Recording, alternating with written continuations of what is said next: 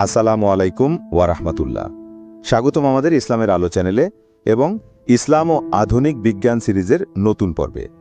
আজ আমরা এমন এক মনোমুগ্ধকর জার্নিতে যাব যেখানে ইসলাম এবং আধুনিক বিজ্ঞান হাত ধরাধরি করে চলবে, আর কোরআনের পাতায় পাতায় খুঁজে বের করব সেসব বৈজ্ঞানিক সত্য যা আজ থেকে 1400 বছর আগে প্রকাশিত হয়েছিল, যখন আধুনিক বিজ্ঞানের কোনো ধারণাই ছিল না।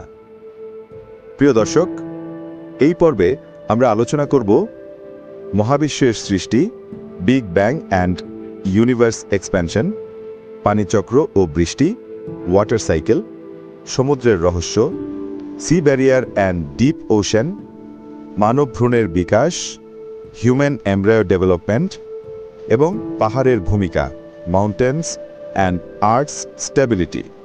ভিডিওটা স্কিপ না করে শেষ পর্যন্ত দেখতে থাকুন। প্রথমে আমরা জানব বিজ্ঞান ও ইসলাম সম্পর্কে। কিভাবে ইসলাম বিজ্ঞানের সাথে সামঞ্জস্যপূর্ণ তা বিস্তারিত জানুন। অনেকে মনে করেন ইসলাম আর বিজ্ঞান দুটি ভিন্ন পথ, কিন্তু কোরআন শুরু থেকেই জ্ঞান অর্জনের উপর জোর দিয়েছে। আল্লাহ তাআলা নিজেই কোরআনে অসংখ্যবার মানুষকে সৃষ্টি, মহাবিশ্ব এবং তাদের নিজের অস্তিত্ব নিয়ে চিন্তাভাবনা করার নির্দেশ দিয়েছেন। ইসলাম জ্ঞান অনুসন্ধানকে ইবাদত হিসেবে দেখে। পবিত্র কোরআনে সূরা জুমার 9 নম্বর আয়াতে আল্লাহ পাক বর্ণনা করেছেন, যে রাতের মুহূর্তগুলোতে ইবাদত করে, কখনো সিজদাবস্থায়, কখনো দাঁড়িয়ে, যা আখিরাতকে ভয় করে এবং নিজ প্রতিপালকের রহমতের আশা করে। বলো, যারা জানে এবং যারা জানে না তারা কি সমান হতে পারে? প্রিয় দর্শক, এই আয়াতে প্রমাণ করে ইসলাম জ্ঞান অর্জনের কতটা গুরুত্ব দেয়। বিজ্ঞান আল্লাহ তাআলার সৃষ্টির রহস্য উন্মোচন করে, আর কোরআন সেই সৃষ্টির স্রষ্টার পরিচয় করিয়ে দেয়। আধুনিক বিজ্ঞান মহাবিশ্বের সৃষ্টি সম্পর্কে যে বিগ ব্যাং তত্ত্ব দিয়েছে তা আজ সর্বজনীনভাবে স্বীকৃত। কিন্তু জানেন কি 1400 বছর আগে কোরআন কিভাবে এর ইঙ্গিত দিয়েছিল? পবিত্র কোরআনে সূরা বাকারা 117 নম্বর আয়াতে আল্লাহ পাক জানিয়েছেন, তিনি আকাশমণ্ডলী ও পৃথিবী অনস্তিত্ব থেকে সৃষ্টি করেছেন। সূরা আজ-জারিয়াত 47 নম্বর আয়াতে কোরআন আরও বলে, তিনি আকাশকে নির্মাণ করেছেন সুদৃঢ়ভাবে এবং তিনি তার সম্প্রসারণকারী।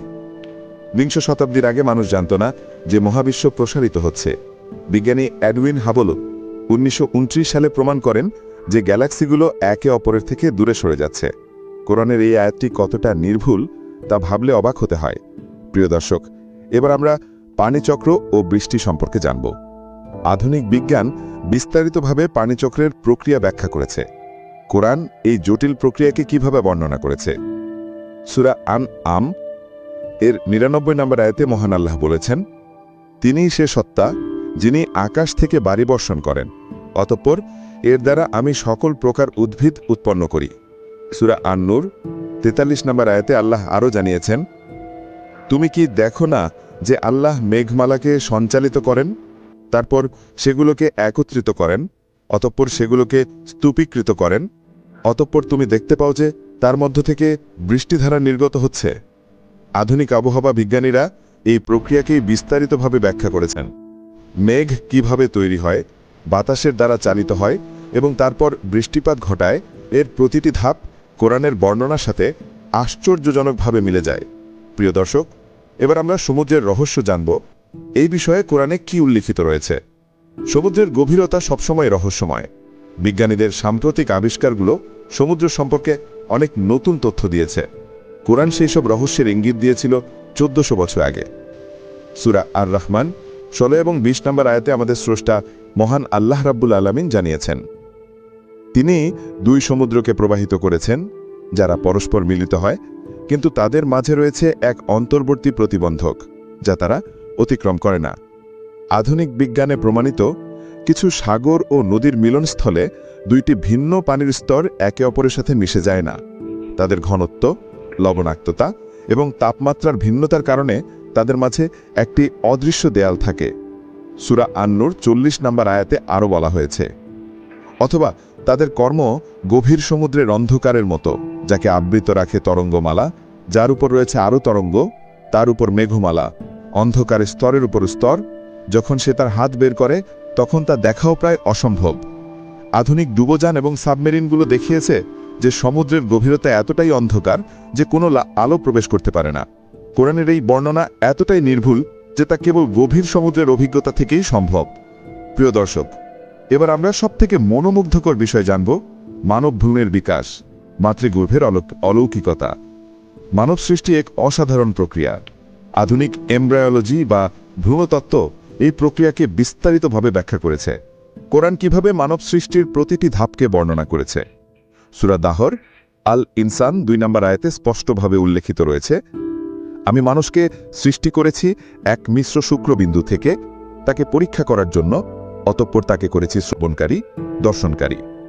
কোরআন আরও বিস্তারিতভাবে বর্ণনা করে, আমি তো মানুষকে মাটির সারাংশ থেকে সৃষ্টি করেছি, তারপর আমি তাকে শুক্রবিন্দুরূপে এক সংরক্ষিত স্থানে স্থাপন করেছি, অতঃপর শুক্রবিন্দুকে জমাট রক্তপিণ্ডে পরিণত করেছি, তারপর রক্তপিণ্ডকে মাংসপিণ্ডে পরিণত করেছি, অতঃপর মাংসপিণ্ড থেকে অস্থি তৈরি করেছি, অতঃপর অস্থিকে মাংস দ্বারা আবৃত করেছি, অবশেষে তাকে এক ভিন্ন সৃষ্টিরূপে গড়ে তুলেছি। সূরা মুমিনুন 13 থেকে 14 নম্বর আয়াত। এই আয়াতগুলো মানব ভ্রূণের বিকাশকে এতটাই নিখুঁতভাবে বর্ণনা করে, যা আধুনিক এমব্রায়োলজির আবিষ্কারের সাথে সম্পূর্ণ সামঞ্জস্যপূর্ণ। যেমন আল আলাকা শব্দের একটি অর্থ হল রক্তপিণ্ড, আরেকটি অর্থ হল যৌগের মতো। বাস্তবিক অর্থেই ভ্রূণ তার প্রথম ধাপে দেখতে একটি যৌগের মতো হয় এবং মাতৃগর্ভের রক্ত থেকে পুষ্টি গ্রহণ করে। কি হলো অশোক? এবার আমরা আলোচনা করব পাহাড়ের ভূমিকা, পৃথিবীর ভারসাম্য রক্ষা। আমরা পাহাড়কে স্থির বস্তু হিসেবে দেখি, কিন্তু আধুনিক ভূতত্ত্ব আবিষ্কার করেছে যে পাহাড় শুধু মাটির উপরে দাঁড়িয়ে নেই, বরং এর একটি বিশাল অংশ মাটির গভীরে প্রথিত থাকে, যা পৃথিবীর ভারসাম্য রক্ষায় গুরুত্বপূর্ণ ভূমিকা পালন করে। পবিত্র কোরআনে এই পাহাড় সম্পর্কে সূরা নাবা 6 এবং 7 নম্বর আয়াতে উল্লেখিত রয়েছে, আমি কি ভূমিকে বিছানা রূপে বানাইনি এবং পাহাড়সমূহকে কিলক রূপে?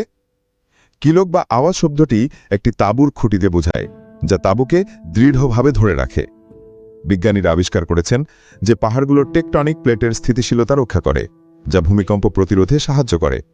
এই বৈজ্ঞানিক সত্য 1400 বছর আগে কোরআন কিভাবে প্রকাশ করেছিল তা সত্যি অলৌকিক। প্রিয় দর্শক, সবশেষে আমরা জানব বিশ্বাস ও বিজ্ঞানের মেলবন্ধন। এই আলোচনা থেকে আমরা বুঝতে পারি যে বিজ্ঞান আর ইসলাম একে অপরের পরিপূরক। কোরআন কোনো বিজ্ঞানের বই নয়, কিন্তু এতে এমন অনেক বৈজ্ঞানিক ইশারা রয়েছে যা আধুনিক বিজ্ঞানের অগ্রগতির সাথে সাথে আরও স্পষ্ট হচ্ছে। একজন মুসলিম হিসেবে যখন আমরা এই বৈজ্ঞানিক সত্যগুলো কোরআনে দেখতে পাই, তখন আমাদের ঈমান আরও সুদৃঢ় হয়। এটি প্রমাণ করে যে কোরআন আল্লাহ তাআলার পক্ষ থেকে নাজিলকৃত এক ঐশ্বরিক গ্রন্থ। আশা করি আজকের ভিডিওটি আপনাদের ভালো লেগেছে এবং ইসলাম ও বিজ্ঞানের এই অসাধারণ সম্পর্ক সম্পর্কে নতুন কিছু জানতে পেরেছেন। আপনার মতামত কমেন্ট বক্সে জানাতে ভুলবেন না এবং এই ভিডিওর দ্বিতীয় পর্ব দেখতে হলে কমেন্টে অবশ্যই জানাবেন। আমি আপনাদের জন্য এর দ্বিতীয় পর্ব উপহার দেব ইনশাআল্লাহ। ভিডিওটি ভালো লাগলে লাইক করুন, শেয়ার করুন আপনার বন্ধু এবং পরিবারের সাথে, এবং আমাদের চ্যানেলটি সাবস্ক্রাইব করুন এমন আরও শিক্ষামূলক ইসলামিক ভিডিওর জন্য। দেখা হবে পরবর্তী ভিডিওতে। ততক্ষণ নিজের খেয়াল রাখবেন এবং সুস্থ থাকবেন। ধন্যবাদ।